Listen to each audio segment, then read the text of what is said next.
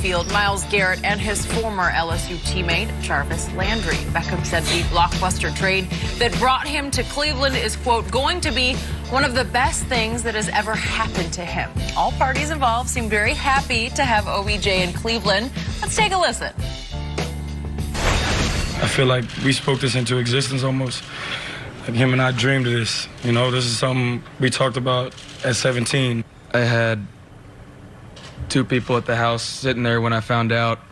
I just started screaming, just yelling like you would have thought I was on the field on game day. Just exciting, you know what? Because it's the potential. It's knowing exactly who he is and knowing what type of guy he is. Right now, we're just a bunch of good individual players. All right? Yeah, our roster looks great on paper. Whoop-de-hell. All right? But at the end of the day, we better be a good team. And you start building that during this time of the year. I think this moment is going to be more iconic than we all realize right now.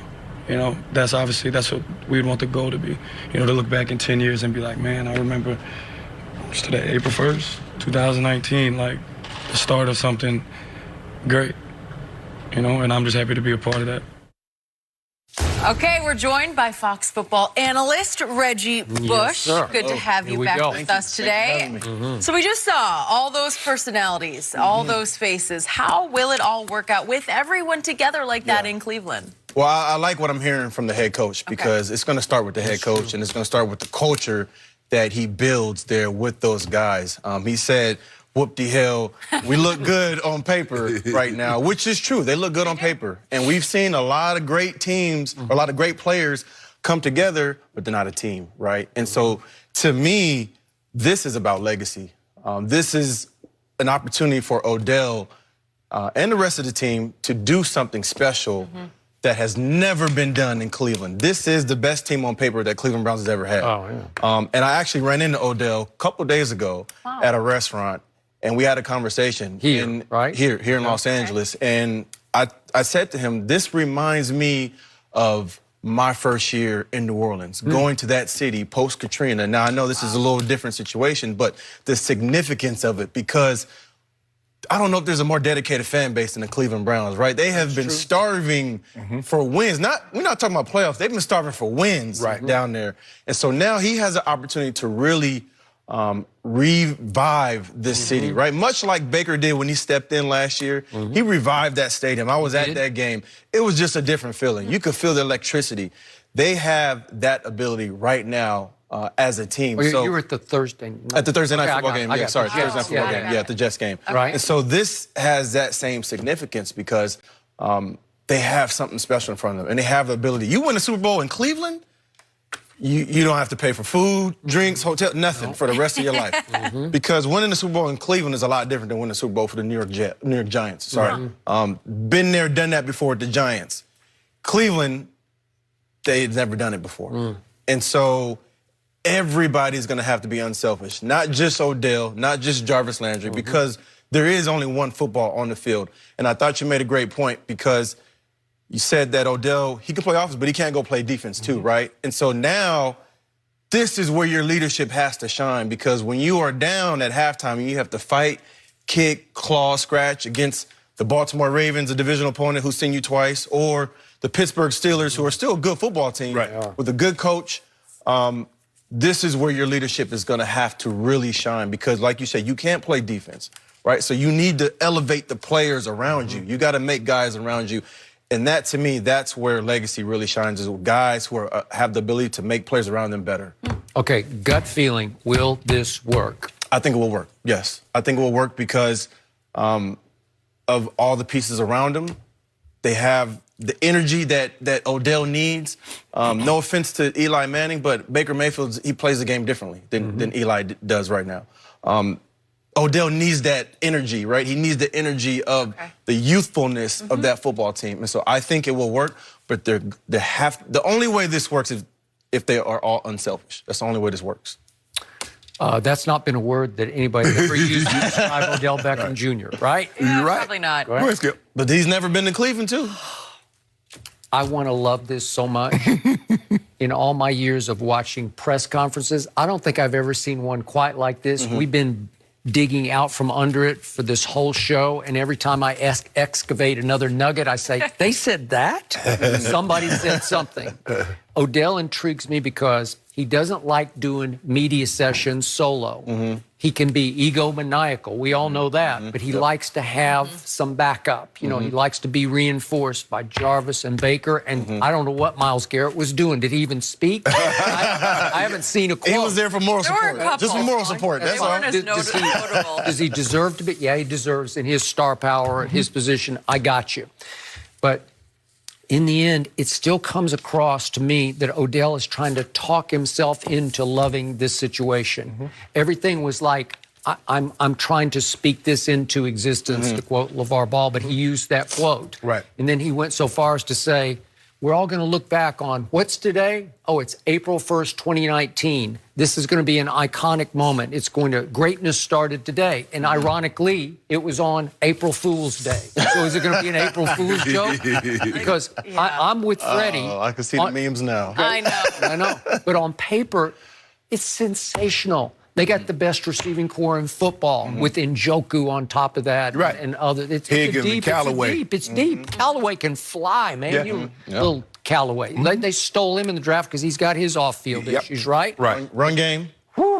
And run game is Nick looking Chubb, good. I know. Chubb and Kareem Hunt comes back in week 9. Yeah. Duke Johnson, they still got Duke Johnson. But Duke now Duke's he wants upset out. he wants out. Okay, but that's Yeah, we can see typical. that. Okay. Understandable. And Ogba already wanted out and got out, right? He talked his way out of town. But still, on paper, the offense, because Baker Mayfield's going to be really good to potentially being great in this league. I loved him before the draft. We went back and forth about it.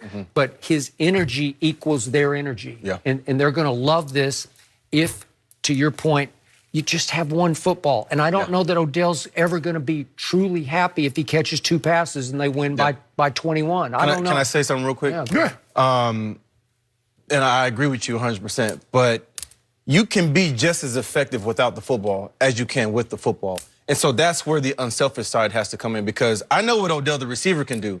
I want to see what Odell, the run game blocker, can do, right? What have you seen after 5 years? Have you seen that side of him? I've seen spots of it. I haven't seen it totally throughout a season, but also this is a new team. This is a new opportunity. This is something that he has not experienced before, right? He's going to an organization that needs him. He's going to a city that needs him. And so the feeling of it is different. And again, I know what Odell, the receiver, can do. Right, I want to see what Odell, the pass blocker, I mean, not the pass blocker, the run game blocker, do. I want to see what Odell, the leader, can do when he does not have the football in his hands. But see, here's where I give you the pushback at, is because what receivers have identified is that my value is tied into catching. I need 100 yards, I need 2 touchdowns. Then I'm valuable. Yeah. If I catch 3 passes, I get a key block that springs. You don't notice that. Yep. Only the guys that's in the meeting room, the coaches notice that. Yep. But that's not what the media notices. That's not what the fans notice. Especially when Julio went for 10 for $185 and 2 touchdowns. And D-Hop, we haven't seen the leadership from Odell. Everybody keeps telling me, oh, he can be a great leader. Okay, when? When am I going to see Odell be the great leader? Now, I'll give you this about his legacy. Oh, he can change the perception of how he's viewed if he goes there and do what you say go to work. he could possibly do. Yeah, if he goes in there, leads this team, I don't want to see no slinging, no catch no 2 passes, skip, and he all this and all that, because it's coming. It's in it. It's It's hard to get that out. It's hard to get that out after 1 year. So I'm anxious to see how this thing, on paper, like Freddie said, that's straight Southern. That's straight some part of Alabama. That's some part of Alabama, Mississippi, Georgia. That's somewhere one of those areas, Skip. But you got a core group of receivers that can play with anyone. You got a strong running game. You see what you do in the draft. But Skip, they have the makings. Makings don't do anything. You don't win not one game in March. You don't win one game in April. Now, you start that process, you start laying those bricks towards that foundation. Yeah. See how it goes in OTAs and your mini camp, and then you're going to have the draft, you have your training camp, and then it starts to come together. You'll have a pretty good idea. Can Odell, if he's not the leading receiver every game, can he be content and find a way to influence the game even without the ball in his hands? Because that's what the great ones could do. They pulled the double team, and now Higgins and Jarvis are running scot-free. You can't always get 12 catches a game, and he's going to have to understand that his value is tied to other things other than just catching the football. Okay? I would agree. So, to your first point, I loved what Freddie Kitchens said. Now we got to come together and do this as a football team. Right. Freddie Kitchens is in his first head coach. Freddie Kitchens had never even been an offensive coordinator until mid-last season, and he got thrown into that fire. And Baker and the receivers tend to treat him like he's kind of their funny big brother, you know, like older brother, but he's kind of goofy, but they kind of laugh with him. Well, now he's in charge. I think he's in charge. Now he has to say no to somebody because there is only one football. Can the buck stop with him? Yeah, because it's different. It's different being an OC and a head coach. Because, you can joke with an OC. You can joke with a DC. But all of a sudden, he become the big boss. You can't be kiki joking with him like you could when he was the offensive coordinator, defensive coordinator. And you have to but you just like, but that's Freddie. Freddie was just, because remember, Skip, Charles Haley said, I forget who was the D coordinator that became head coach after Coach Walsh stepped down? Seifert. George Seifert. He said he could joke with George. George became head coach. He didn't want to be joking with Charles Haley. Charles said he changed. Charles, he had to change. He couldn't let you joke with him and so it ended up ruining a relationship between those two. That's the thing.